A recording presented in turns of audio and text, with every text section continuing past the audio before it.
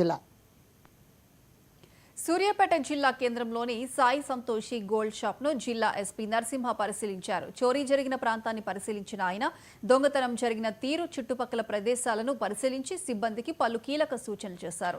చోరీ కేసును ఛేదించడానికి 5 పోలీసు ప్రత్యేక బృందాలను ఏర్పాటు చేసినట్లు ఎస్పీ తెలిపారు. దొంగతనానికి పాల్పడ్డ వారిని త్వరితగతిన గుర్తించి చట్టపరమైన చర్యలు తీసుకుంటామని వెల్లడించారు.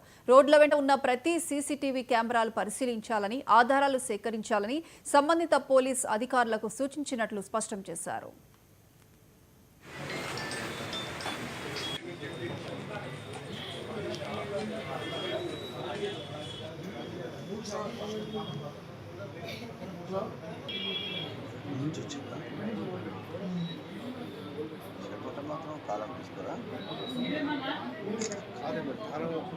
అసలు